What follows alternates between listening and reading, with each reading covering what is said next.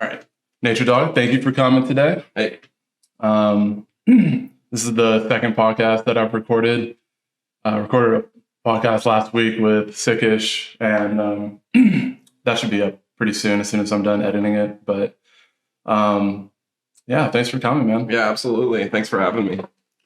So, what really got you into like this scene, like music production, DJing, all that? So like back in, I guess I can go back further than that. Back like whenever I was a kid, I was like a death metal drummer, and I played in multiple bands since like 2003 to like 2015-ish. And I played at Rocketown, The Muse, like a bunch of stuff like that. I never really got into EDM necessarily until later on because I like downloaded SoundCloud and found a bunch of cool ass trap artists that I liked. Got into like the hyper trap shit.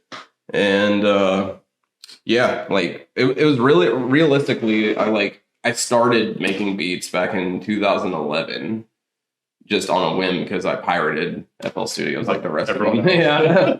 And that's when I started like just diving in, and I didn't know what I was doing for like a good like 4 or 5 years. I was just messing around, making beats for fun, this, that, and the other. Then I started like making stuff for a rapper that I know and made albums for him. And then it was around like 2017. I used to like live with my friend James Hadnot, and he got me into the scene because we started hanging out at Grow House Method, where Sacred Hive was doing their shows, and back in like 2018.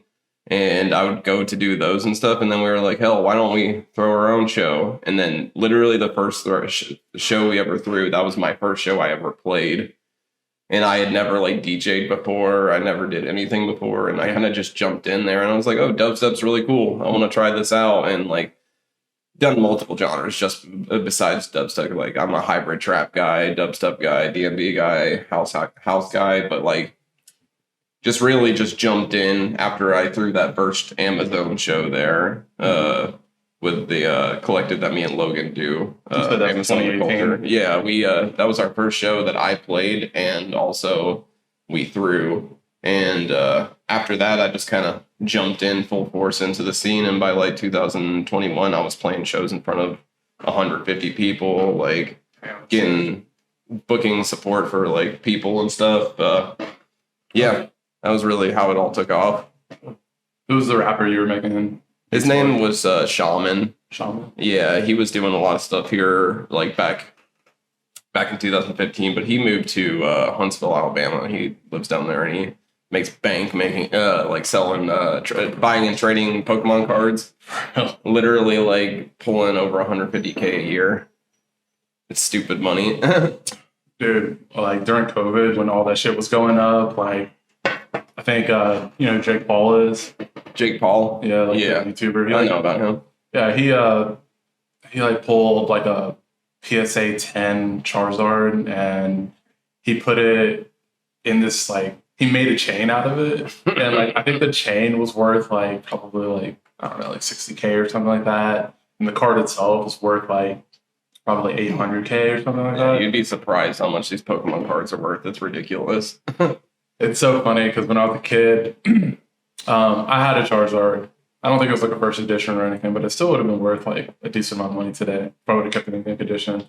And one of my friend's mom was like, hey, like you need to put these in sleeve. Like they're going to be worth something one day. And like, as a kid, that just like goes in one ear, not the other one. Yeah. But I wish I would have listened because I had a shit ton of Pokemon cards. Like if I would have just kept them in like really great condition, could have made a lot of money. I feel like same for me and like a bunch of us too. We all just kind of just lost all of our stuff over time. Did you ever get into Yu-Gi-Oh? Yeah, that's the main one I played. I was like into Magic and Yu-Gi-Oh. I never really played Pokemon that much. I wish I would have now, but yeah, I never knew how to play the actual card game, just the video game from the Game Boy and stuff. Yeah. But I got pretty deep into Yu-Gi-Oh. Not like I wasn't like good or anything, but I would like go to like Toys R Us when I was a kid, like go to tournaments there and stuff. Like I don't know, that was my jam. And yeah, like I think like 2 years ago, me and my girlfriend went to Walmart and we ended up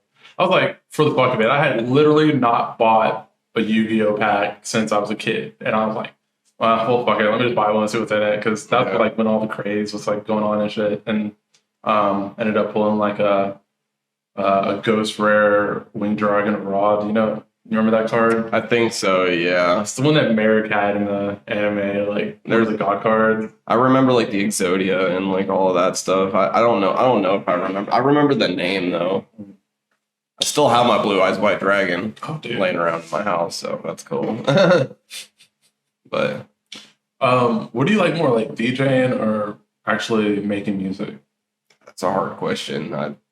I love making music, but like I also like the feeling of like playing in front of people and getting to showcase it. So like realistically, I guess making music because it's a good outlet for my art. Because I wouldn't be able to play in front of people if it wasn't for that. So Yeah, I think I'm like the exact same way. I actually started. I mean, well, just like you, like I started producing before I started DJing. Yeah. And I don't know. I really only DJ so I can like play my songs and well, that's not true. I really like cultivating a vibe, and I'm still trying to like get more gigs and like put myself out there. But like, I don't know, like I love the feeling of like almost like being able to like control like people's like state of mind when I'm out there, like with like the flow of the songs and just like the song selections and stuff. And really want to be able to do that with my own music. Yeah, being able to just like have the ability to just read the room and like run it with your own 100% mix instead of like reading the room without that. Like I feel that's how I am right now too. Like I mean, I don't make enough music to like justify being able to read the room yet with 100% mix. That's what sucks. But other than that, like I'm still working hard and working on an EP right now, but that's going slow because I've been taking a hardcore social media break this year. So, well, do you want to get into that at all? I mean, kind of. I'm just purging. There's a lot of negativity online right now, and I'm just like really just trying to like keep myself away from doom scrolling and like feeding into it and like keeping my focus back onto like the art and like why I even started.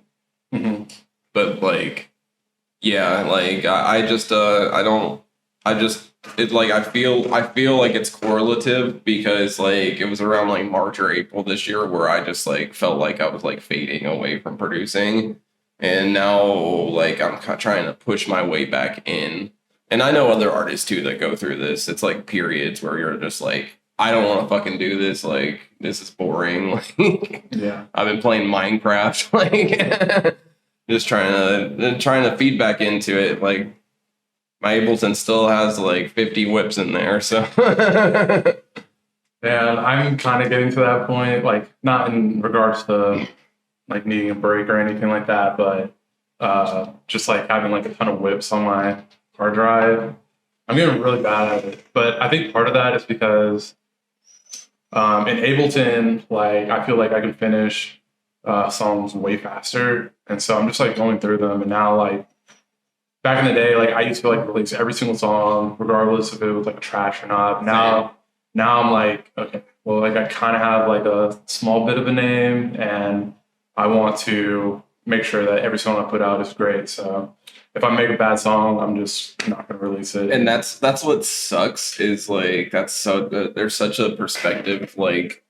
Because I agree with you. Like whenever I first started for like the first 7 years, I just did not give a flying fuck about like the mix or nothing. And then as soon as I learned that mix and mastering was a thing, it took me 7 years. And once I realized that was a thing and started diving really far into it, and then also arrangement and trying to keep the beat like, fresh. Like yeah, it can never get boring. Yeah, the mixing and all of that stuff, like it can just get like tedious for like 8 hours and then you'll screw up a whole song like but like all in all like a lot of it just kind of leads to more like greater things for yourself because you're pushing and working harder. But like yeah, like I agree with you, that's that's a big reason why a lot of producers sit on whips for so fucking long, is because they get self-conscious about the mix and master, and like they literally tweak it for hours and hours, and then it, that's why we gotta keep on pre-saving, like have like 100 saves for it, and like have a folder where it's like, oh, okay, I can go back to where I didn't screw it up. You just have like 1,000 files, just like Yeah. go hard, version 1, version 2, version 2.1. Yeah. Like, So go hard, and V3, V4. Like something stupid. this year, I started sending my songs off to get mixed and mastered, which I know a lot of people like frown upon, but I have been told that like most touring artists, like actually that's what they do because they don't have enough time to sit down and actually do that. So I kind of like took that mindset, and that's really been helping me. I feel like all the songs that I put out since like December of last year have been like really high quality, and I'm really happy that I found someone that's like affordable and like really cares about my music and my art too, because it means the world to me. But yeah, I totally see where you're coming from. Like, and then you'll sit there, and if like you're mixing and mastering, like at that point, when you get to the mixing and mastering step, you've already heard it like 1,000 times. Like, you So it's just so play it much on easier, loop. yeah. It's easier, but also like I feel like your mind starts to like play games with you, and you're like, doesn't that suck? Ear fatigue, that's what they call it. Yeah. I agree with you. I think it's a great idea to send it off for mixing and mastering. I send all my tracks off for mastering.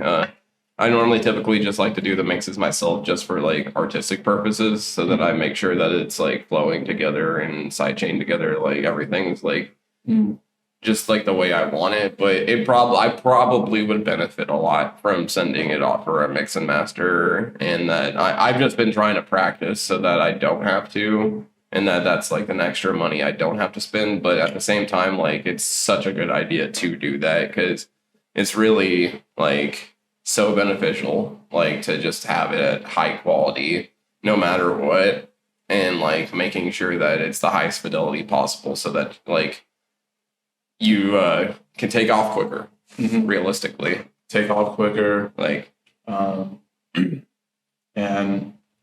like I feel like if you get a professional to do it for you, then like it's gonna bang in the club. Radio could potentially play it. Like it's gonna be good basically everywhere you play it. Yeah. So yeah, there's a lot of benefits to it, but I, like you, also really want to figure out how to do it and do it well one day too. And Yeah. I'm actually in this like Discord group. Have you ever heard of Seth Drake? Who? Seth Drake. I haven't. No. He's a really prominent engineer in the space. He's worked with like so many different artists.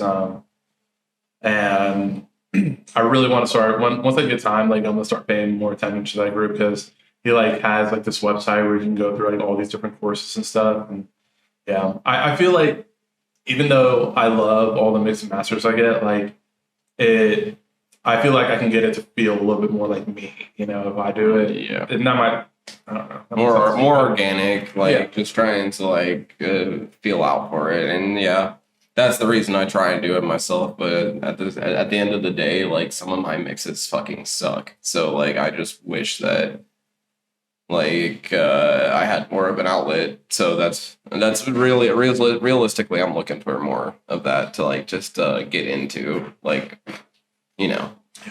Do you use like a reference track at all? So I have been recently, because that's something Medic suggested to me. He goes to the DeFi Society courses, and that's something that they like hound onto them in those classes. It's just basically finding the track that is like similar to the track that you're making, and then trying to just like pinpoint the way that it's mixed and stuff. Yeah, I've tried. It helps a lot, but like a lot of it is all ear. So like just like training your ears to like utilize the reference track is really what I'm trying to get down to. Yeah. Because you got to know enough about mixing to know the reference type shit. Like, yeah, for sure. Who are like your main influences Like artists that you really look up to and like you feel like you kind of have like a similar style to them? That changes over time. I listen to a lot of music, so like I would say like man, one guy for instance, I didn't know he lived in Nashville until recently. I actually started hanging out with him. Matt Zodi. I found him in 2016. He was one person that like really put me on game about like the flow of music. His dubstep is incredible. He's like got his own fucking genre, in my opinion. Yeah. But like that's what inspired me to start like kind of diving into that style, and then I started finding all kinds of other artists over time that I really liked.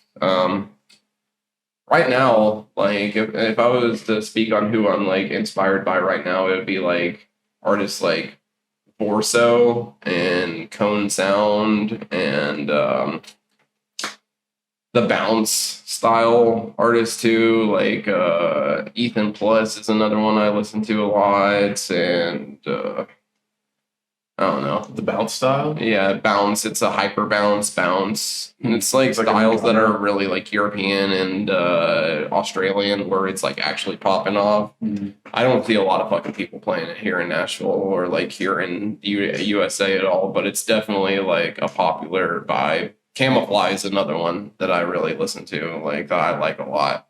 I'm gonna have to check these people out. Yeah, First Cone Sound for sure. What was I gonna say? Do you want another beer? sure. I can grab one really quick. Appreciate it. Actually, it's right here. I thought it was in the kitchen. Hey.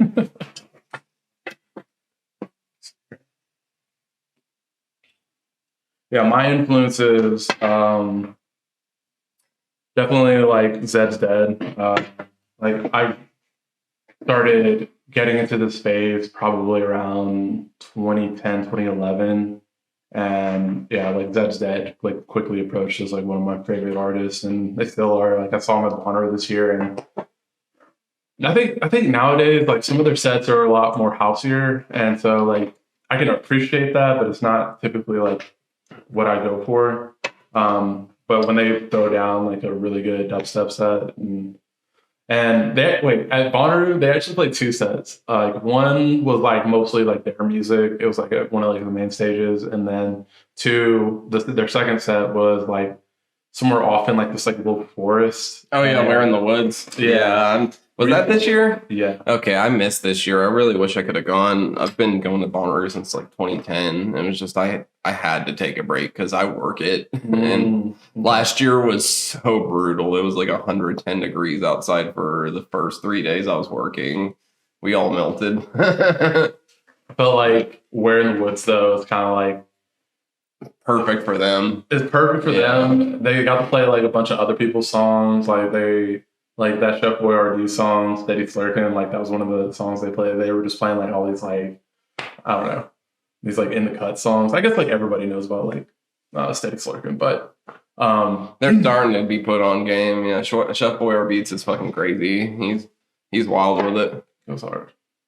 But it's just funny like running into the people. Like every single time I went to Where in the Woods, it was like the same exact people. Like people like in our community, like I don't know. You ever been to Okeechobee? Yeah, once. Yeah, the Jungle 51 or whatever it's called. Oh no. There's like a stage that's in the woods, just like Where in the Woods. It's funny. Like it's a lot. The vibes are so similar there. Okeechobee is a really beautiful festival. Yeah, I love the location. It's awesome. It's probably one of my favorite like big fest like that besides Electric Forest. I've been to Electric Forest a few times too. But yeah, Okeechobee. Apparently, they're not gonna do it next year. Is that no? Yeah, they're taking a break. I just read that this morning. I wonder why they did that. Did they explain? I read a little bit. It seems like what they're trying to say is like they're trying to go back to their roots, which is a good thing, and hopefully they get rid of Insomniac. But also, like, I ain't gonna lie, I prefer Insomniac over Live Nation. Why not? They just treat their employees better, way better there with Insomniac. But the thing is, it's like it's all money grab whenever it comes to that big of a entity. over something. So Man, I feel like it's got its pros and cons. there's not very many how do I say this? Like, I feel like Soundhaven is like one of the last like festivals you can go to that's not controlled by like the mainstream. Yeah. Would you agree to that? Like, Kind of like, yeah, there's a few others too, but yeah, Soundhaven is definitely still like owned and operated by individuals who are like deeply rooted into the underground and not like selling really out about the culture. Yeah. Yeah, like Jared. Yeah, Jared Ardrey, and then also the Wobble Factory, I think's involved, and Couch Collective. They do it now too. Oh, for real? Yeah, they're all part owners now. That's sick. Yeah, I wanted to go this year. It really sucks that they like went through so much trouble the first day. Like it happened. Did you go? Yeah, I popped in for a little bit. Did you go? Were you there in like the traffic and stuff? No, I wasn't. I got lucky. I actually only came out there for literally 6 hours because I came to bring a crossover for the Future Antique Boys.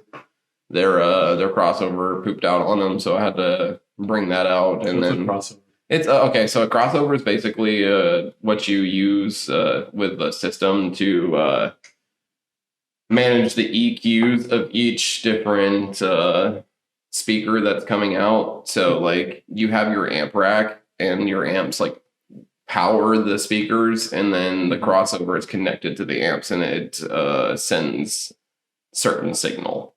So it's sending the lows, the mids, and the highs, and they're all tuned to the crossover. Awesome.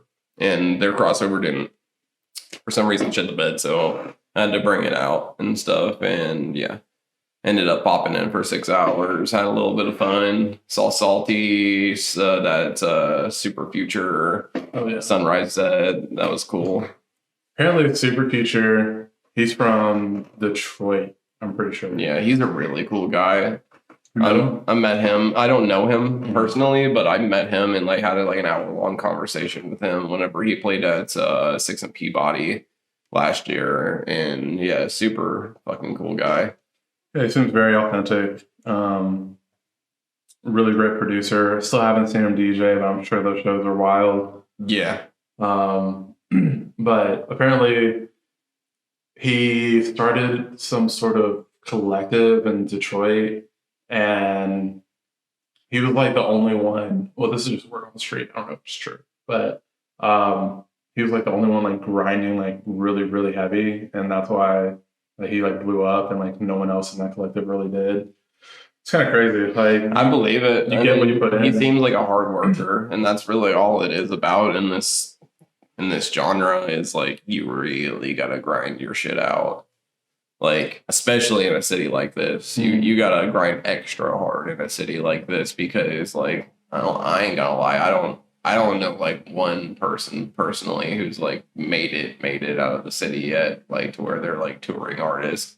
Maybe one, but I can't think of them off the top of my head. Like in the 4 years I've been here, I still haven't seen one person pop out of the city. So I feel like it's all like about how much you're putting in at this point to what's going to get you touring and this, that, and the other. And it's Sickish is doing really well though. Yeah. I will admit he's awesome. Yeah, one of my best friends for sure. I actually work with him over at Considerate Flowers. Oh, for real? Yeah. Huh. That's crazy just because like I had him on the podcast last week. Yeah, it's funny. Yeah, he's literally my boss. I didn't even like tell him that you were coming on the podcast next. I think I told him, and he was like, I don't think he even mentioned it to me. Like, I'm pretty sure I told him. I don't know. That's whatever. Hilarious. That's the universe. Yeah. And we're in the same collective too, so we're in the Bull Collective, and we're trying to push harder with that. And then I do Amazon the Culture, our shows, and like I'm trying to push really hard with that. Can you go into Amazon the Culture a little bit more? Like, Amazon the Culture. So it was an art project I started in 2016. I just made a fuck ton of like illustration drawings and stuff like that. And like that's the name Amazon was what I started the illustration drawings on. I put the culture on the end of it because of the fact that I was trying to come up with new branding that sounded like unique, and for two, like I wanted to like bring my art into like, you know, shows and stuff. Mhm. My mom actually owned a venue too whenever I was younger, so I guess a lot of this inspiration comes from like her. She owned a venue called Cafe Express where they had like metal, death metal and shit whenever I was a kid. So I literally grew up like watching all of the shows being thrown by her, and I guess the inspiration came from that. But yeah, 29. It was 2018. It was December 30th. That's when we threw that first show that I was talking about at the beginning of the podcast at Grow House Method. After that, I started throwing shows and kind of took a break in 2020 for obvious reasons. And it was 2021 whenever we went to Bigfoot Electro. We ended up getting booked for the sound camp there, where we ended up having Toadface and Yeti play at our sound camp. And trying to think, Viscus played there. There was quite a bit of different like people that played there that were super dope. And like I built the stick install around it where I literally spent like 10 hours gathering sticks out of the woods, and then we weaved them together around the stage to create like wings in that one. And then one time we created a pyramid around it. Like it's random what we do, but I'm trying to expand that idea into something greater and like bigger, to where like I like built like sculptures out of sticks, and that's really like where we want to end up with it. And then we're also wanting to transform our system. We got an EAW rig that's like taken out of a church that's old, but we've like refurbished the shit out of it, and we're using that right now. But what I'm trying to say is we're trying to do a Paraflex rig and like built it ourselves and make it like forest green, and then have like sticks that we already have ready that we can use to weave together always and come to like any event and be able to install it really quickly. And then Logan, he built the Infinity box by himself, which is like the LEDs inside of it where you look into it and then it just goes forever. And we've installed that too. Just like art projects that are like big art projects, like, but also incorporating the sound camp and stuff. So this is more for like design in regards to like a stage, or is it? Yeah, that's our plan right now. I mean, we've done our just simple shows too, though. Like for instance, we've done the warehouse where we just literally just set up and have fun, and it's a party. But like, that's the goal, is to get it to that, to where we're doing that, and then getting like booked for festivals to be there as like an official sound camp. That's sick, man. You see Pretty Light streaming? I didn't, and I think he's streaming tonight, isn't he? Again? I'm pretty sure it's all 3 nights. Oh, shit. So I'm going to try and catch it tonight because I missed the past 2 nights. How many times have you seen him? I've only seen him once, and it was fucking awesome. I saw him in 2013 at Bonnaroo. Oh, shit. Is that the year he played I Know the Truth or something? I don't know. I'm not going to lie. I was on a lot of acid. I don't do acid anymore, but that was back whenever I used to do it, and that was an insane night. Not only Pretty Lights played that night, I think it was Animal Collective too, and man, there was a lot of people. R. Kelly played right before him. Yeah, Wu-Tang Clan too. That was cool. Yeah. Yeah, that was a good year. That was probably one of my favorite years at Bonnaroo. Every single time I think of R. Kelly, I just think of that Dave Chappelle skit where like made a song and it's just like, I want to pee on you. Yeah, or I want to piss on you. I'm pretty sure that's already a real song. Pee on you. Yeah, that motherfucker. Fucking terrible. Yeah, I agree. I've seen Pretty Lights probably like 3 or 4 times.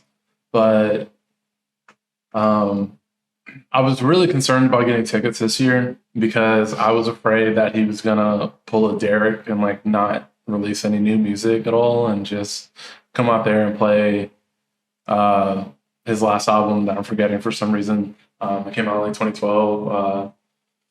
That was a really great album, by the way. Like probably one of the best EDM electronic albums like ever produced. But inspired a lot of people too. Yeah, I'm just not trying to see like the same set I've seen like already so many times, but it looks like he came out with a lot of new music because I was listening to his. By the stream, it sounded like it was all fresh, but I saw like people's stories of it. That's what I mean. But like, it looks like it's fresh. Yeah, for sure. I like the way it's going, but I did not purchase any tickets for this year because it's kind of a shit show right now with the way the ticket system works and like the way people like hype things. Like, I kind of just want to catch him at a festival. Like, I might go to Halloween, but I'd prefer just to wait till next year because I feel like he's playing at Bonnaroo. Festival sets are the best. They are. And you can catch so much other music. Homie literally played like 5 fucking hours, dude. It was crazy. I have a controversial take. I feel like Odessa is better than Pretty Lights. I know they have different styles and like obviously like Pretty Lights, like he uses a bunch of samples in his music. But I feel like they kind of have like that same like root of like passion, and for some reason like they remind me of each other in a way. They do. I mean, they're both vibey and stuff, and like have like just like more melodic takes on music, and I appreciate them both in their own sense. I think that Odessa's definitely a little bit different though, just because they're a little bit more mainstream and popularized. But the thing is that like, I don't know. I think I agree. I like them both for what they are, though. Yeah, that's true. That's like Odessa's super refined, though. Like I watched the stream, for instance. I think it was Coachella. I forgot where it was. It was on the Hulu stream. I watched them, and it was super cool. It looked like really cinematic, and like they really got their like whole thing down. At Bonnaroo this past year? That's where it was. The Hulu stream for Bonnaroo. I watched that. Dude, they definitely put on the best show of the whole entire weekend, and like they made me like a new fan. Like I've always liked Odessa, but I've never really like considered them to be like upper echelon of like bass music. I don't know if you say that, but like they bring the bass like for sure in a lot of their songs, and when they bring the drum line too, like that's just like a different type of show for sure. They got all like the singers on stage and everything's super coordinated and perfect too. I mean, they're like for real musicians, you know, and you can tell like it's not. I actually looked up too, like to see what they were doing up there because it looks really interesting since they're not using like CDJs or anything. They have like a whole like mapped out setup up there, and not just like the Ableton Live APC. Like they're doing everything up there. It's pretty insane, actually. That's surprising. It's really cool. They've got like the electronic drum kit. They got their APC, and then they've got like the beat pad. They've got everything going, and then they're coordinating between each other, which is even more crazy to me. Yeah. Pretty sure that's what Ganja White Knight does too, and a few other people. But I love seeing that because you don't see enough of that in like the electronic scene anymore. Everybody wants to use CDJs, which is great. Like CDJs are great, and it's more like freeform. But like seeing that, it's like shows you like how like there's still music. Like they practice for hours to do that shit. They must. They have to. You have to. Like there's so much going on up there. Yeah, sure. And I really can respect that for sure. Like that's something that I don't think I'll ever get to. But I really love. I don't know. I love the aesthetic of like getting on CDJs or like getting on like really good like Pioneer equipment. And you know, just kind of like slaying up there, like absolutely. There's like an art to it, you know what I mean? Like I don't know. So I don't think I'll ever like sway off of that. I have been thinking about kind of like playing around and like testing Ableton for live shows, but I don't think enough people talk about that. Like I almost feel like it's cheating because it's like everything that you put in there is just like automatically on time. Oh, what CDJs? Ableton. Oh yeah. I mean, yeah. I mean, the word cheating is like such a nuance, I guess. Like or whatever the fucking word is. I don't know what I'm trying to say. It's cheating is up to perspective. Like, is it really cheating, or are you just good at what you do? Like, I don't know. Like, If somebody would say that's cheating, I guess that would be like, well, you should just be up there just like producing while you're fucking live and like scared as shit. Like, oh, That would be impressive too. that would be wild. They're just producing on the Well, fly. I guess you know what? Now that I think about it, FKJ does that. Like they're live looping up there. Tosh Sultana does that. She's not EDM though, but still, like same concept. It's possible, but it's like, who cares? Yeah, Everybody's there vibing. Yeah. Like, I think the most important thing is putting on like a good show, like whenever you're performing, and Yeah. like giving your fans, everyone that's like viewing at your show, like the best show possible. yeah, just vibe with them. That's my my best shows I've ever played is because I interacted with the crowd a lot. And like not so like talking with the crowd, but just like dancing on stage, running out to the crowd and dancing, like just like showing them that like, yo, like I'm with y'all on this. Like I'm just curating, but like I'm with y'all. That's how I haven't talked to many people about this, but like I 2021 whenever Bonnaroo canceled, I was on grounds at Bonnaroo and all the staff members were just bored as shit and pissed because like it got closed and we had just put in a bunch of work. So I was just walking around hanging out with Logan and we found this tent where this guy was just DJing in there. And we were hanging out with him for like a couple hours and I was like, yo, can I just bring my stuff over here and DJ too? And he was like, yeah, bet. I started DJing, dude, and like literally it was like a big air conditioned tent. Like it got filled to the brim with people because the sundown came after then and started raining outside. So everybody was just trying to come in and hang out. I literally played for at least like 600, 700 people inside of this fucking tent. That's and I was playing out of a fucking busted tailgater like, on my Mix Track Pro. And like the power cords were inside of a big puddle of water, and I was just like, any minute now, this whole thing's canceled. But yeah, I played that show, and that was the most insane, gnarly show. That was at Bonnaroo? Yeah, and then I went to Ruan, which was that show that they threw because it got canceled over at the Greenway area. I forgot what it's called. It's over in Woodbury. We went over there, and then I got there, and I played another show in front of like 400 people at their little side stage because everybody that was going to Bonnaroo just came to this place. Mm-hmm. And I threw out my back. That was the wildest night. I was literally like jumping. It was like a barn type stage, and I was like running around, jumping through the windows, like swinging around the pole, fucking screaming at people. Like somebody came up to me and just gave me a whole bottle of tequila, and that probably added to the fact. But Bonnaroo 2 years ago, they shut down the main grounds because of like lightning storms or something like that. So everybody was chilling at their campsite. This was like the 1 year I went to like a festival alone. Well, I guess that whole entire year I was going to festivals alone, which was a really cool experience. But I brought all my equipment, and so I was playing at the campsite, and there's like a good amount of people that showed up. I wouldn't say it was like more than 20, but like there's probably around like 20 people in front of my tent, and then you could see everyone else like in the crowd, like everyone was jamming. There was a dude on top of his car just like going hard as hell. It's so fun, dude. It's cool whenever everybody's vibing, no matter how many people there. Fuck the numbers. Like if just everybody is just on the same page as you, like that's why we do this. Yeah, exactly. The vibes were a little bit different this year. I went with a few people, and we were probably playing a little bit too late, but this guy like comes up to our tent and it's just like, you guys are ridiculous, and like was just so angry, so mad, and so we ended up like turning it down because I want to be respectful. Like I understand that absolutely you're not there to like see me, and so I want to be respectful to that. So I've been there, bro. I've had.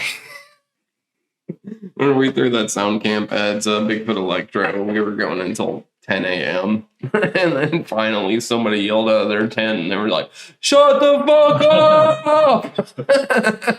And it's like, we were actually hired for that though. We were supposed to be going that loud, but like, it's like, whatever. I think I'm like weird about that whole like, you shouldn't do sound camps type shit. Like, I personally think that you're at a music festival. Yeah. It's gonna happen regardless. Yeah. Like, just suck it up and go to bed in the daytime, I guess. I mean, I ain't trying to be like disrespectful, but it's like, bro, like, it's everywhere. Like, so many people do this. Yeah. To your point, right when we turn off the music, you could just hear music someone else playing. Exactly. Like, somebody else was playing, so it's like, what was the point of that? Yeah, that guy was just being a dick at that point, and that's the way I feel about that. But at the same time, it's just like, I don't know. There's such a fine line between, like, is it right or if it isn't? Like, I don't know. Like, I personally think it's okay. Yeah. I love sound camps, so that's why I think it's okay. So maybe I'm just biased. We might be a little bit biased, like DJs, yeah. But yeah, like, I agree with everything that you're saying for sure. What was I gonna say? So yeah, like, right when we turned on the music, like, you could just hear music in the background, and then also, I feel like if you're camping in general admission and you're at a major music festival like Monterey, you should just basically expect not to get any sleep. Like, I know that's kind of fucked up, but, like, you're not going to get much sleep. And I don't, like, maybe it's your first time. Maybe you've never been to a festival. You don't know what to, like, expect. But, like, I probably get, like, 4, maybe 3 hours a night, if that. I sleep during the day. I go to bed at like 7 or 8 in the morning. That's normally when I go to bed at festivals. And I mean, that's the funnest stuff happens between 3 to 6 in my experience, at least. You always end up in the wildest scenarios and stuff. Like, just, I don't know, but everybody's perspective's different. Everybody, like, has different, like, situations at festivals, and some people are just inherently angry anyways, and those are the people that normally talk shit to you. So whatever. So when you're producing, how do you generally, like, go about it? Are you I'm gonna do sound design for, like, a day, and then I'm gonna pull everything that I made in sound design session and, like, pull it into a group or pull it into, like, an Ableton session and then try to make something? Or are you just like, I'm just gonna start a new project, I'm gonna make everything from scratch? Can you just kind of go into that? I do have, like, a format I stick to, but it's I escaped my, like, groups. So you're in Ableton, you know about how you can group inside of groups and all that shit. I have, like, a whole template already. Nice. And I open that template and it's empty. And I do everything at once. So, like, I will probably start with the drums, typically. I'll like, think of the BPM first and foremost, and then pick that BPM, do the drum beat that I want, and then I'll probably take that drum beat, because normally the drum beat I make is, like, a drop drum beat or something, or like a build-up drum beat, so I'll push it forward. Okay. And then once I get that, then I'll start the intro, typically after that, and, like, I soundscape. After that, like, I will either use, like, stuff I create, or B, I will manipulate samples to create, like, crazy shit. So it's just like, I have a lot of sound design that I've made personally too that I have saved, and sometimes I'll pull that up. It just it's all a vibe, like, and I literally am just sitting there like, oh, this is good, oh, this is good, oh, this is good. Like, I don't, like, have a format after I start. It's just I start with that template so that I can add it in, because it helps me mix better later if I use the template. See what I'm saying? So, like, that's cool. That's realistically, like, I make my mixing process easier later by doing that, but I try not to, like, mix anything until I'm already almost done with the track. And I just throw a limiter on there, and then I'll take the limiter off at the end of the track. Whenever I'm done making the track, I'll take the limiter off, and I'll be like, okay, this is what I have to work with here, and I need to gain stage, and I need to take it all and just get it correct at that point. And that's realistically what the end of the process looks like. But a lot of the process is just straight up just vibing the entire time until the song's done.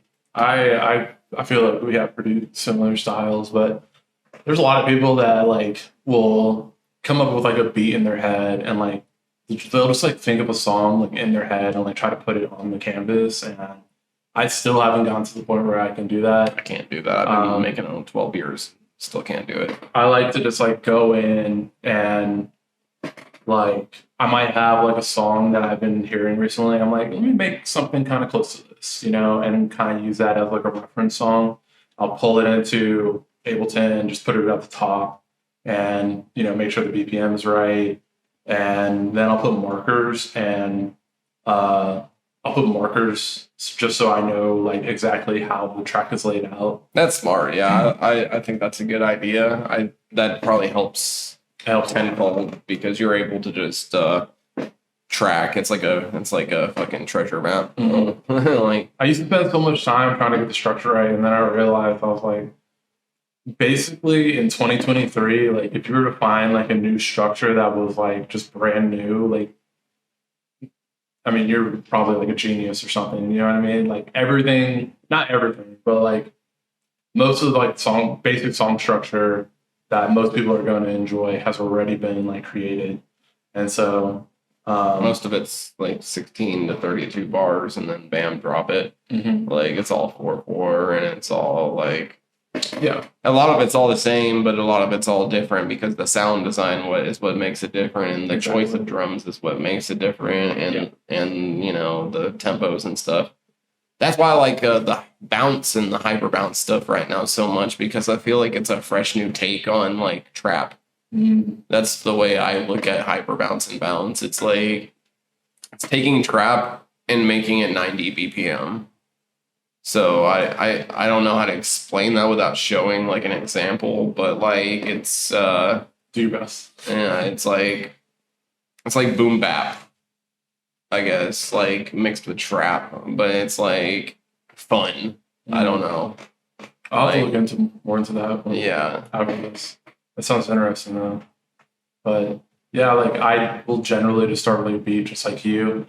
Just lay down some drums and then from there just like work my way through the track just from intro to end. I've been trying to be like a little bit better about like not just like copying and pasting like the first half of the song and then just like making like a second half of the song and like really like switching it up.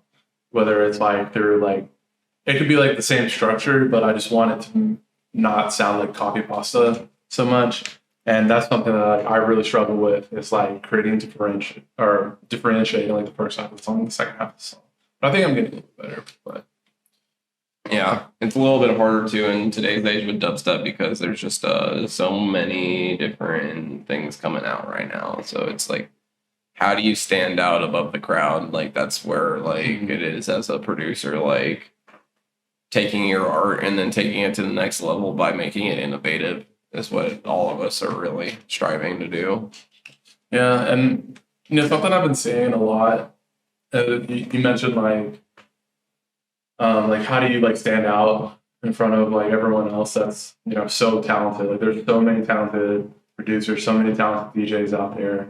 Like how do you stand out? How do you get noticed? And sadly, like I think a lot of it has to do with like your social media and like. It does. Sadly, like your popularity and just like there's probably a lot of different producers out there that are making like, I mean, I know there's a lot of producers. I'm friends with a lot of them. Like you're one of them. Like you make great tracks. You're a great DJ. I played with you. Was it early this year over? I forgot Golden Door. Yeah, and I really loved your set. But like.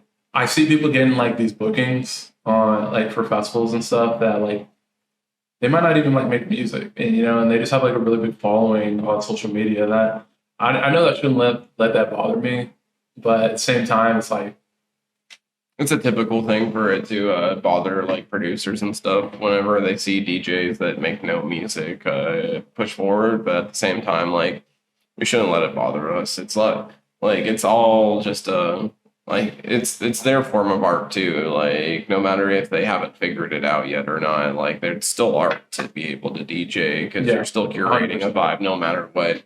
And I appreciate all the DJs here in Nashville, like no matter what.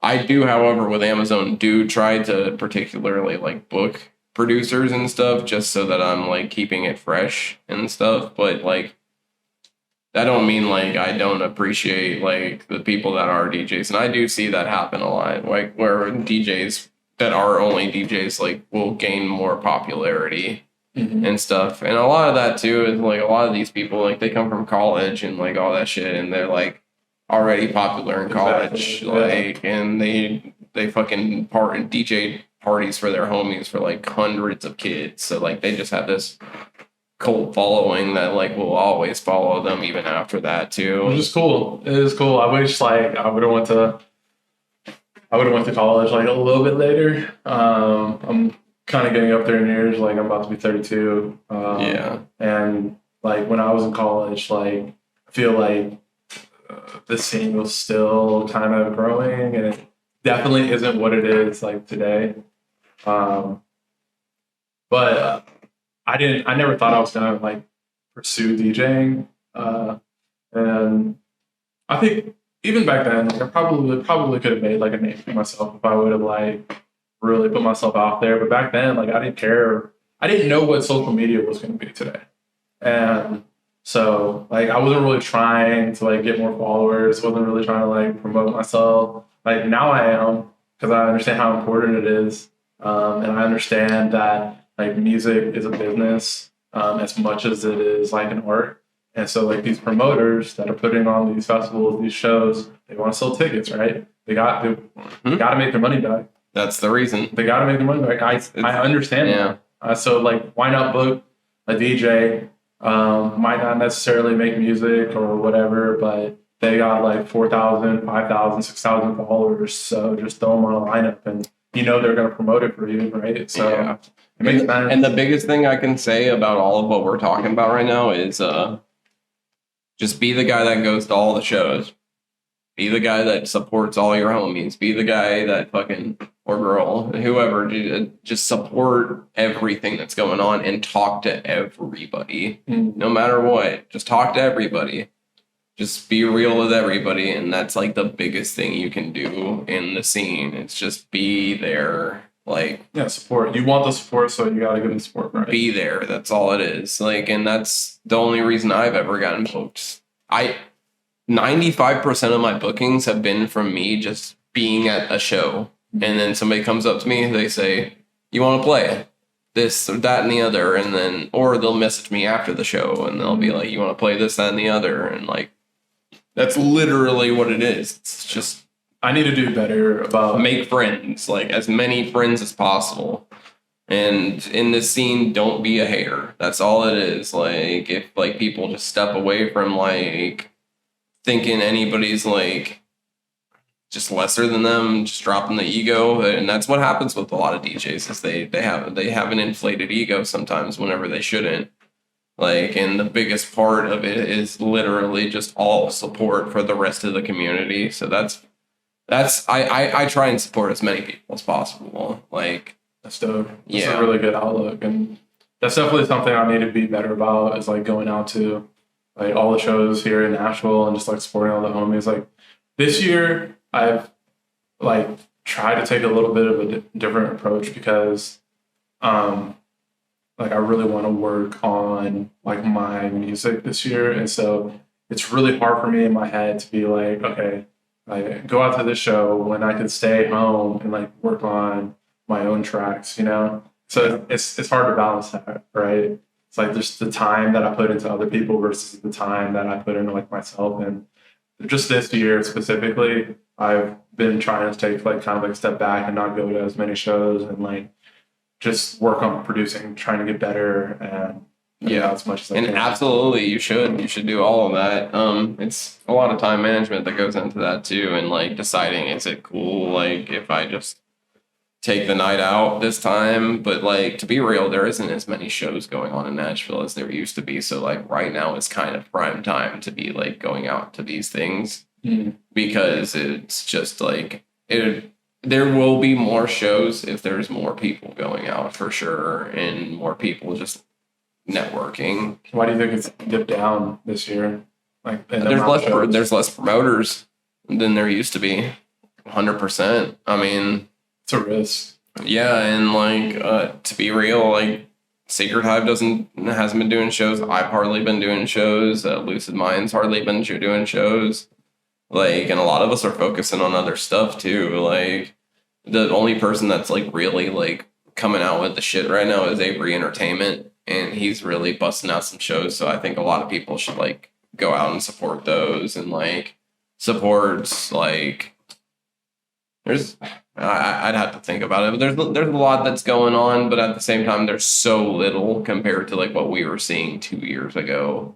I think part of that is just like the state of like the economy right now, right? Like, Kinda, yeah. I think it's also the state of Nashville too. Like, there's not a lot of venues that are like not booked full or like overcharging. It's kind of a venue war right now, to be real. Like, I didn't really think about that. yeah, the end is booked up into like winter, so like you just can't get dates. And like a lot of places that you can find, they're in bad locations, like ratchet locations, and like people just don't want to go to that. Like people are trying to go downtown and stuff as well. So like that's a big thing as well. What are some of your favorite venues in Nashville? You know, I like the end a lot, and the Vinyl Lounge is popping right now. I don't know, man. Like I've had a lot of like favorite venues over time. So like I really liked Six and Peabody as well. I liked the outdoor vibe there, and like I liked the way it was set up. I used to like the Cowan like a lot, and now I don't like the Cowan because they're butt heads there. Like security there is just mobbing deep in there and just really like fucking with the crowd bad and like getting up in people's faces and like just treating people like wild, and there's no re-entry. Nobody wants no re-entry. No re-entry sucks. Like Stupid. yeah. My favorite venue right now is definitely. I know a lot of people have been like complaining about the Sky Deck, but man, I just think It's a cool vibe up there for sure. it's just a beautiful place to be. Like, Yeah. I don't know. I don't like the sound quality there. That's the reason I didn't say it. But at the same time, like I love the location. It's just fire. Yeah, Like 100%. on top of a roof in Broadway, how much better can you get? Like It's like really modern too. Like I feel like the bars are out there in a good location and they look nice. Like the stage looks really nice. I got a good system up there. Well, maybe not. I think they improved their system, right? they might have. I don't know. The last few times I've been there, I just think that it was just I just don't think that it's put together correctly. Maybe that's all I'm thinking, but I'm also like a sound nerd too, so I like it whenever I can walk around the crowd and like it sounds good no matter where you're standing. See what I'm saying? Mhm. Like I don't want to have to like go to a particular spot for it to like sound good type shit. Like the front of the crowd at Sky Deck is great, but if you're in the back, dude, it's like just muffled. So like, I feel you. yeah, Have you lived in Nashville like your whole entire life? Or? yeah. I grew up in Mount Juliet. That's where my mom owned that venue that I was talking about earlier. Dude, I have a love-hate relationship with Mount Juliet. I hate Mount Juliet now. I used to love it whenever I grew up there. I'm 30 years old too. It looks like Italy. Yeah. Doesn't it? I feel like this chicken nugget looks like Italy a little bit. Anyways, go on. Hell yeah. Yeah, I like Mount Juliet's great. It's just I don't like Mount Juliet anymore because they literally destroyed it with commercial business, like over in the South Mount Juliet area where it's Providence and all of that. It's just I see it's like impossible to drive through, and the cops try and screw over everybody there. The fucking cops. That's what I was gonna say. The cops are horrible there, dude. They're I don't know. Okay, so do you remember Belle like 20 years ago? By any chance? What area is Belmead again? Is that where next to Green Hills over there? In between here and like Green Hills. Yeah, I know what you're talking about. The cops used to be fucking terrible over there, and yeah, they would just like pick on people. And like, dude, I got a ticket on Thursday. I may have known this, but I forgot at the time. But like, you're not allowed to be on your phone when you're driving now in Tennessee. And I just feel like that's like the most like bullshit thing to like pull over a person. Yeah, well, especially if it's like right here. If it's like you're GPSing and then it's right here, like it's in the appropriate spot. I had literally just hung up on my friend. I was pulling into work, and they turn on their lights, and yeah, like I'm at work, and there's just a cop behind me. Like it's embarrassing. One, and then two, it's like, dude, like go stop a real crime. Like I wasn't doing anything wrong. Like I don't feel like they're bored. That's for sure. It's like I almost went to prison over fake money because I had a bunch of prop money back in 2020. I got pulled over and it was like legit, like the money had like Chinese letters all over it. It said for movie use only. Got pulled over by these state troopers, man, and they I told them I don't got nothing, you can search. So they started searching me and they found the money and then just threw me in handcuffs, busted me in against the car, threw me in handcuffs. I was like, what is going on? And they were like, you're going to prison. And I was just like, why? And then they showed me the money. I was like, that's fake. Like, can you not tell? And they were like, yeah, it's fake. That's why you're going to prison. I was like, what? It literally says. It literally, they wouldn't let me explain it. They just took me. So I had to get a lawyer, fucking $6,000 out of pocket, like, to get out of this mess. And like, if I wouldn't have done that, Rutherford County would have threw me in federal prison. Rutherford County is one of those other ones. It's stupid, dude. Like, and they didn't give me any like chance to explain myself. They didn't do anything. They were just like, nope, you're fucked. Like, you could have printed this type shit. And I was just like, what? So moral of the story is if you have prop money, keep a receipt.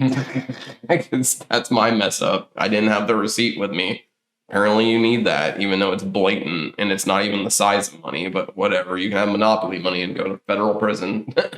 Do you think that Tennessee has, because like Rutherford County, like the Mount Juliet area, like I think right now those are probably like the two, and I guess like Brentwood. Maybe Brentwood's calmed down, but like in Tennessee, like those are like the worst cops in my opinion.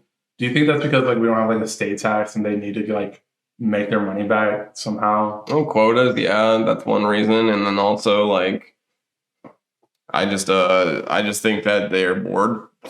To be real, the way that they treat people, it seems like they're just bullies. The only police I've ever dealt with is the literal downtown metro cops are like the coolest people ever. Like, do not give a fuck. They're literally there to save your life. Like, or to be there for actual serious situations. Like, that's what the cops need to be like everywhere else. But problem is that the state and the counties put quotas on these motherfuckers, so they like have to keep their job. Mm-hmm. They think it's their job to be bullies at that point. So dumb. One time, so I've gotten pulled over twice in Mount Juliet. I already told you about that last time, but the time before that, it was after work, and I left there and was driving down the road, and I did run a red light. I will admit that. I ran a red light and pulled me over. And dude, like sniffs around, and he's like sniffing around for stuff. He's like, I smell alcohol. I'm like, dude, I just left work. Like, I am not drunk. I will do a breathalyzer if you want me to. So it takes me out of the car. Did he put me in handcuffs? No, he didn't put me in handcuffs, but he put me in the back of his cop car and he like searched my car and like didn't find anything, obviously. I think what he was smelling is because I had a banana before fucking work. And so I think bananas produce like ethylene gas, which might smell similar to alcohol. No. These cops are so stupid. Why the fuck did he put you in the back of the cop car to search your car? That's so stupid, man. Like, that's what I'm saying. They're bullies. Like, a lot of them are just bullies. He like pats me down and like he feels something in my pocket. He's like, what is this, bag of drugs? And he like pulls it out. And it's just like an empty bag of Cheez-Its. Yeah. Like, dude, like there's no fucking reason to be like that. And like, how cops are perceived. So like, why would you say those type of things? You know what I mean? Mm-hmm. I don't know. Yeah, same thing happened to me in Murfreesboro. I got pulled over and they pulled me and my ex-girlfriend out of the car. And we're like, you guys have been smoking weed in here. I hadn't smoked weed in that car ever. And I smoke weed, but You're smart enough not to. I don't do it like to where I get caught. Either way, they're like, you smoked weed in this car. So they literally destroyed my car. Took an hour, brought the dogs everywhere. We were just sitting there, bored as hell for an hour while they tore apart my car. And then they couldn't find anything, realized they wasted their time. So they were just like, you're free to go. Left my shit on the side of the road and then just drove off. Wow. Like it's like I said, they're bullies. Like, and that's a big problem here in the United States. We can go on and on about, but good thing that we do have good cops here in downtown Nashville. I will say that. That's the only good cops I will say there is. Yeah, as much as I have had like bad experiences with cops, and I mean, I still feel like they're super necessary. Oh, absolutely. I'm not 100% necessary. I'd rather have real people than like what they're probably going to try and do here in the future with AI. I bet you here soon we're going to have AI police, and then we're going to be living in iRobot.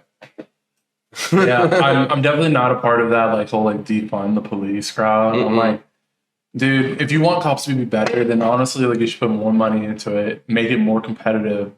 Like take away their fucking quotas. Like give the money to them so that they don't have to have these stupid quotas. Like Yeah. I think that's a biggest issue with police is like they feel like they have to pull people over, and there's always going to be those cops that are in it just to pull people over because they're bored. There probably is always going to be those, and maybe they can weed those out. But like the biggest part is the funding, and I think they actually kind of need more funding. Yeah, technically, that's what I think. Yeah, they're not paid enough. They're in a lot of some cases they're putting themselves in like life danger. You know what I mean? Like, are you going to do that job? No, nobody's going to do that job except for the people that are brave enough to do it. Yeah, exactly. So like I'm definitely not a part of that whole defund the police, but I have definitely everybody's had bad situations with them, yeah. So let's talk about you mentioned AI. Let's talk about that for a little bit. But before we hit that topic, let's talk about do you ever hear about that chick? She was a cop in Yeah, I already know what you're talking about. Oh my god, man. What do you I mean, there's not much to say, but like, I think that happens in every police force, dude. I heard that made like global news. Like they were talking about this shit. Like, oh yeah, she had to probably change her identity. Unfortunately, shit is crazy, man. I think that happens in a lot more places than people realize. She's just the first one to get caught. Maybe. So. AI. What are your thoughts on AI right now? Let's start with like AI in regards to like music. Do you think anything's gonna change? Oh yeah, I think there's gonna be festivals and shows where it's literal AI music like that's being like pushed out, like straight up like where they like are literally using AI to like create like entities and stuff to basically like create new product. I think bigger companies are going to start doing that, and we're probably going to see a lot more of that, like where it's an AI artist or something, especially whenever they have robots that are actually like human-like. Whenever they get to that point, we're going to see a lot of that too, where they're putting a human-like robot on stage and like it's just DJing music that's been created by AI. That's a good idea. I never even thought about that. And the revolution's fierce. We probably can't even perceive how far it's going to go. We are only at the beginning of it.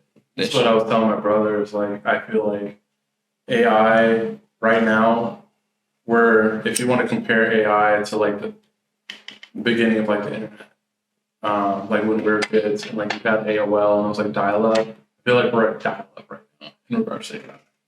Oh yeah, you know what I mean? Like we're that. And it's already like it's so powerful, like all things it can do already. It's kind of mind blowing. I think that I might be a little bit conspiracy theorist saying this, but I feel like they're just soft opening it. Like they actually have the full potential of AI already. The government probably does, and the governments of the world probably have had it for 10 years, 20 years. They just didn't tell us. They didn't want us to have it until now. But like I said, that's a conspiracy theorist in me that thinks that like they have been hiding it, and now like right now is the time, especially in the global climate we're in right now. Kind of makes sense that they would drop AI on us right whenever World War III is on the premises. Like, I don't know. A little weird. It is a little weird. I don't think the timing is like, I don't know. I feel you for sure. Um, yeah, like I do some programming, and so like it's kind of crazy like what you can get it to do. Like, I mean, you can ask it to like create a functional component in React, and like you can just copy that code, put it into your code editor, and like you'll see it on your screen. Like you'll see whatever it wrote on your screen. It right now where it like struggles is like just like connecting the dots and just connecting all the pieces that it can write. Like it still has a little bit of trouble with that. But, like you can get it to knock out all the easy shit like so fast, and it speeds up programming so much. It turns coding people into prompt editors instead, to where you're just literally writing prompts and knocks out your time like that, to where you're not having to deal with all of the fucking writing of the code or anything. I mean, I guess you do need to know a little bit about coding to like get into it, but I know people that like are already making programs that were not like savvy at all with the shit. So like if that puts it in perspective, it's just like literally just it opens up a new world for all business, all everything. And it's unperceivable because we're only seeing the brink of it with Chat GPT and whatever. Well, they I think they released their Chat GPT released like a 3.5 model, and then it went up to like a 4 within a year. Yeah. And like the 4 was like so much more powerful than 3.5. It was almost scary. It's passing MCAT test, like the test it takes to become like a doctor, and like LSAT, I think is the one to be like a lawyer. You can pass that. Right? You can pass all these fucking exams, and I don't know. It's 100% smarter than any other human right now. And we're just at the brink. That's the scary part. It's only going to get better. I just think Elon Musk was probably right, and a lot of other people, whenever they said we need to regulate it, we need to slow down. We need to regulate it. We don't, not necessarily slow down, but there needs to be ways to regulate it. Like to where it does, I don't know what that entails necessarily, besides like safeguarding it from becoming sentient, or us starting worshiping it or something. Like people could start worshiping it, or like, you know, there's a lot of different things that could happen that could really like screw up humanity in a weird way that people wouldn't understand. I think the biggest threat. Okay, so same way we were talking about, like, you know, promoters and like trying to make their money back, and like, you know, these different companies that it's a business, right? I mean, every single business out there, if you have the choice to have, say, maybe like 2 people in your office, you know, and only pay 2 people, and then you just have those 2 use AI versus having like 16, you're obviously just going to downsize your. So I think that's like the biggest risk right now.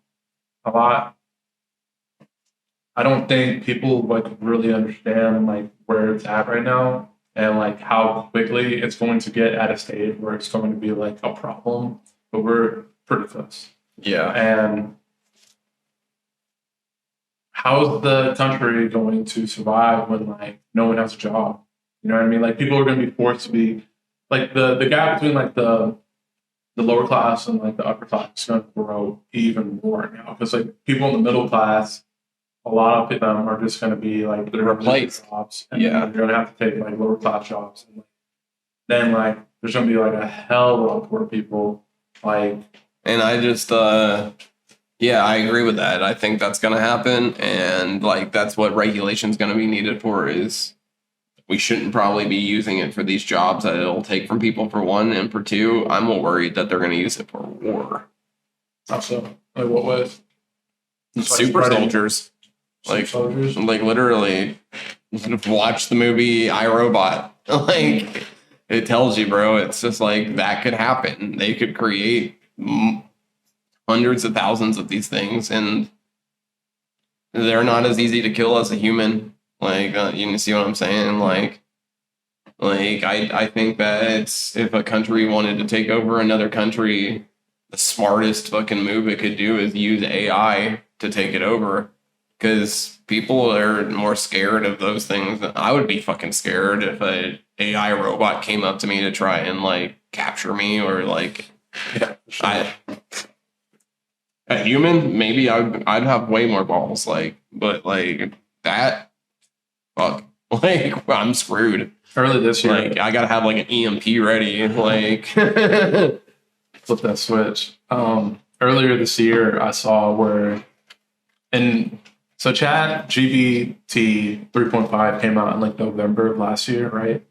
And that was kind of like the world's like first introduction into what they, not even like the best that they have, just like what they can do, just a sample of what they can do, what AI can do.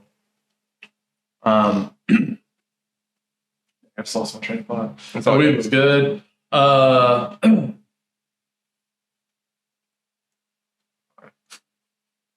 Hey, AI conversation can go for hours for sure.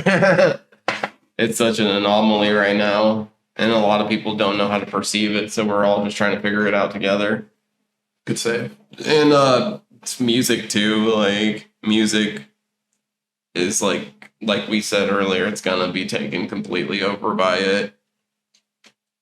I mean, there's gonna be AI that's making beats for all of or producing the songs for like the Taylor Swifts and the Billie Eilishes and like all the bigger artists out there. Like they're gonna have AI making all their stuff.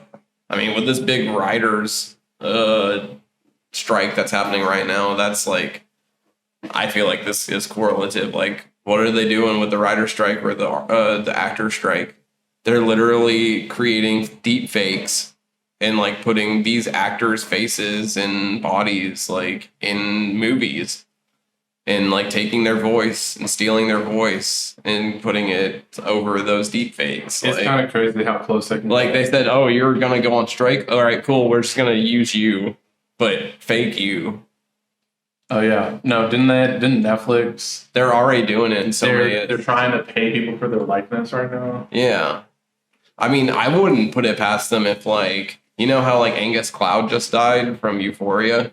Okay, well, that's, like, a big show, on streaming service, and, like, everybody's waiting for the second season of it. I wouldn't doubt if, like, they did, like, dead people, and they, like, took because, like, that person died and right before the show's coming out. Like, I wouldn't doubt they would just take his face and voice and fucking use him still, like, in the future.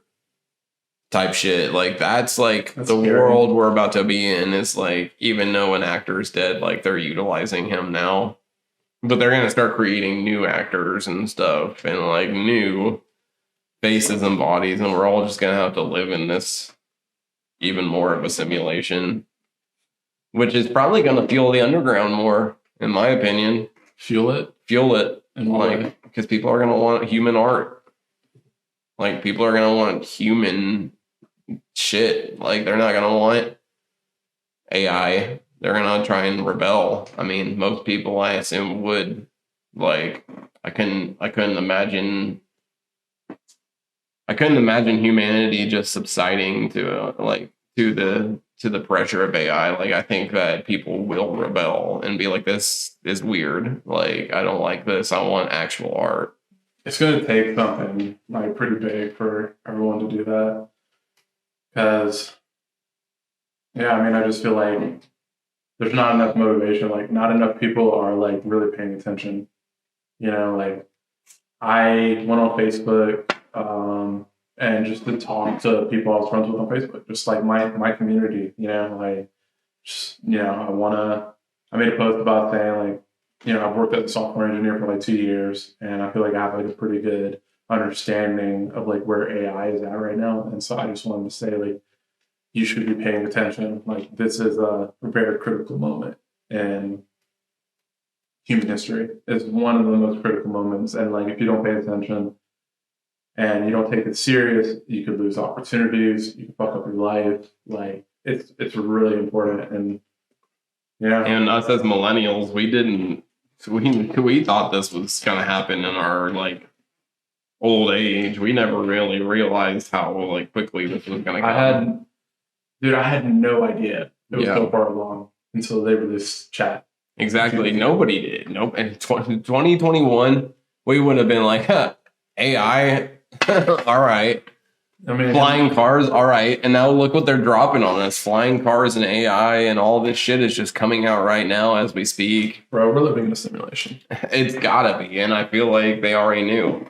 Like, why else would they just put it in movies 10 years before? I don't know. Shit is crazy, man. I think about this all the time. I actually had this conversation with Sickers last week on the podcast. Nice. AI and like simulation theory and all that stuff. And I don't know. Sometimes I feel like I'm going crazy because it's like, damn, like, wait, is this real? Like when I was a kid, I never thought that. I was just like, I was so narrow minded. I only thought like Christianity was like the only thing that could possibly be real. And like, like we were created from God, and there was like an Adam and Eve, and like all that jazz. And like naturally, as like we get older, we are just like we're we reach new conclusions and like new ideas of like what could possibly be. And yeah, so like lately I've really been in simulation theory because you can back it up with logic. Mm-hmm. And I'm a very like science-based person, and so like I always try to back everything up by logic with facts and stuff. And like when you start to look into it more, and have you ever heard of like Nick Bostrom by any chance? Mm-mm. Well, yeah, like I was talking about this last podcast, so I don't want to like repeat myself, but it's all right. Basically, he like came out with like 3 questions, 3 postulates, if you will, and it was basically like if you say yes to this, yes to this, and yes to this, like these 3 things, these 3 questions that you have to ask yourself, then we're probably living in a simulation already. Yeah. And if you look at it with logic, you're like, damn, I can't see a fault in that at all, like 0 fault. Whatever the simulation is, it's alive though. And do you know about this double slit theory? Yes. So that's what proves that it's alive. That's like, so whenever you mix those 2 together, there's probably a God, and it's probably everything, and then it's probably the simulation is it controlling it. So those are the 2 conclusions that I can come to, at least. Yeah, like the double slit experiment is really, really interesting, but I kind of feel different about it. I feel like the double slit experiment proves that we are like in a program or some sort of simulation, just because it's like a bug. Yeah. It's something wrong with the code. It's something wrong with how everything is working. Yeah. I just believe that particles are alive, and if something that tiny and minute can be alive, I feel like everything's alive probably. And if everything's alive, me and you are alive, we're all alive. So wait, why do you think we are whatever God is type shit? If you think the particle's alive? Yeah, because it observes the fact that you're like looking at it or not, or like thinking about it or not. Kind of like the McDonald's experiment, or not McDonald's, or it's like the burger and the stuff, or like the where you put the stuff in the jars, and then you're like, I hate this jar, or I love this jar. Like the jar that you love will like maintain and flow and live, but if you hate a jar, it'll like die. Interesting. Type shit. Like that's it. And that correlates to the same theory. So it's all just like behavioral on vibes. And that's why vibes are such a thing in the, hippies, and, everybody talks about vibes. Like that's what the vibes are. Like the vibes are real, and they create along with it. Like if the vibes are good, everything's good. Same thing happens with us as DJs. If our vibe's good and we're having fun, everybody else is having fun. And that's what it comes back to. Like that's the point of life, is to just spread that, because there's a balance in Earth right now where it's good and bad. But if we can just get everything to be good, then everything will be tuned and dialed back to where it needed to be originally. Good vibes. Yeah, and like it sounds so cliche, like to say it that way, because good vibes, But like, and that's what it is. Like that's what we need to. It's hard. Towards. Yeah, it's life. Everyday life can kind of just distract you from like the important things, and like, fuck, why didn't I get a raise this year? Why didn't I get this bonus? Why is this happening to me? Like, and you like forget that. I think everybody knows, like we need to be like good people. We need to spread good energy, right? But it's like for some reason, like we know that, but like we choose to ignore it, or we're like possibly like we just forgot, like because life will weigh you down. There's so many things that we have to go through. It's the structure. It's money. Money is the root of all evil. So, and that's where everybody,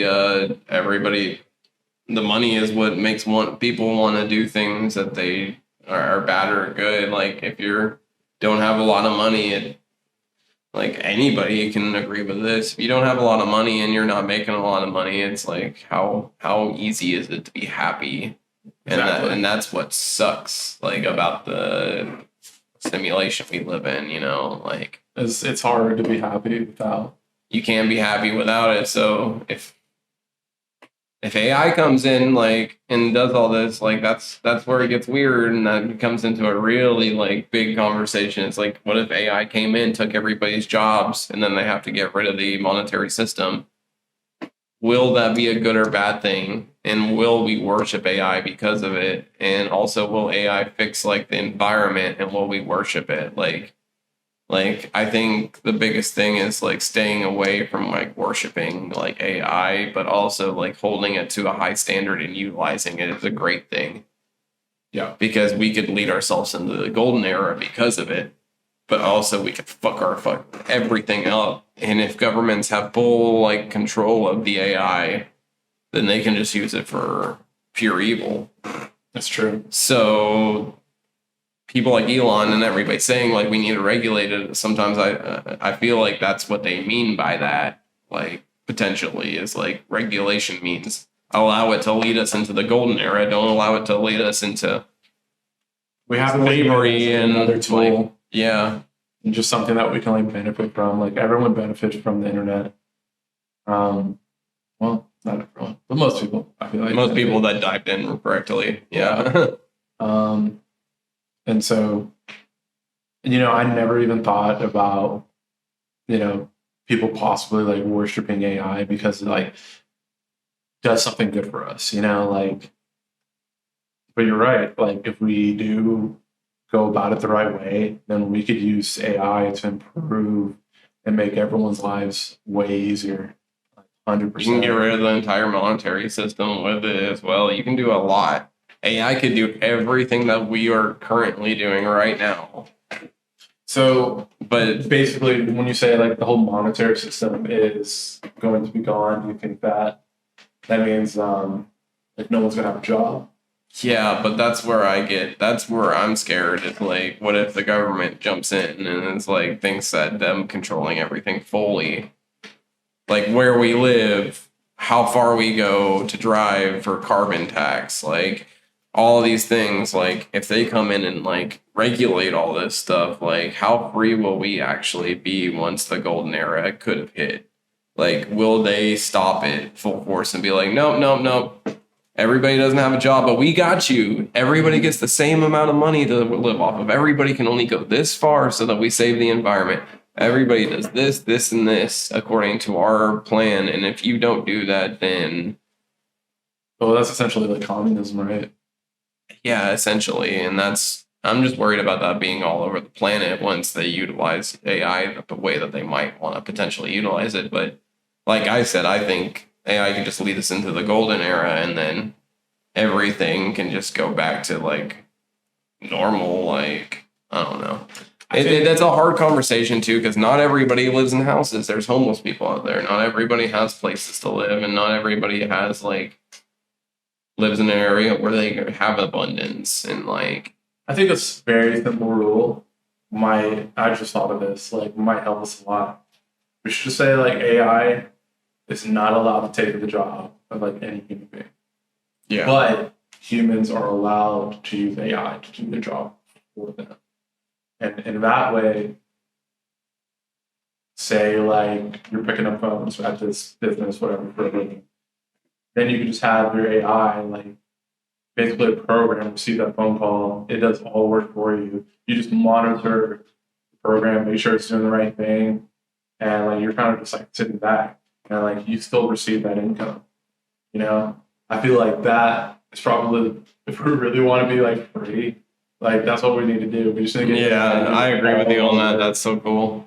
We just need, and there should just be a law that says AI is not allowed to take the place of any human being. Like, yeah. I just don't think that'll happen fast enough. So, I mean, it's already happening with fast food. There's fast food restaurants that are opening right now that are entirely ran by AI.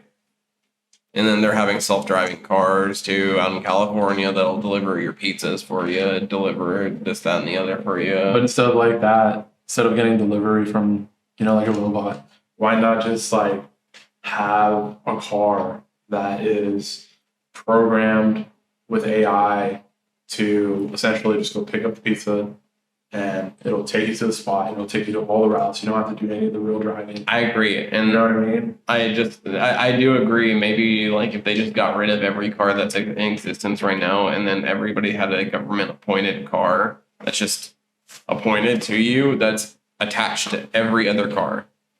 So they know where they're at all times. The only issues that it'll have is that there's always outside circumstances, like deer or like things in the road and stuff like that. Right. Yeah, and then that's why you're there, because you have to be paying attention, but still like you can let your car drive you and shit until that happens, grab it and then correct it. Or the car will know because maybe they'll come up with an infrared system that they can like track everything. By like 2040, like AI is going to be like good as fuck at that point.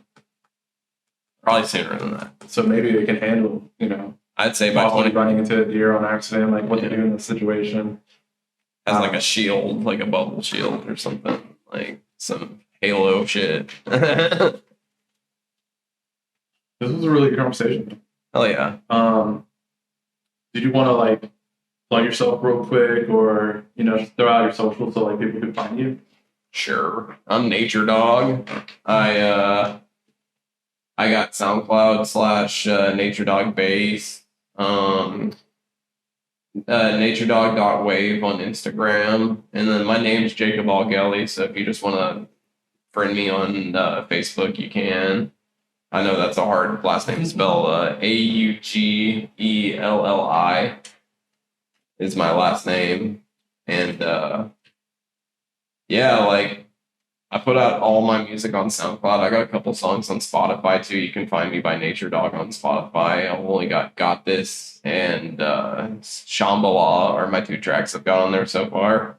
But I hope to get this new EP out soon, and then I'll put that up there, and then I'll just start dropping constantly on every platform. That's really the move right now. Hell, I might make an AI track. All right, dude. Well, this was a great conversation, man. Thanks for coming. Absolutely. Yeah. Thank you for having me, man. Yeah.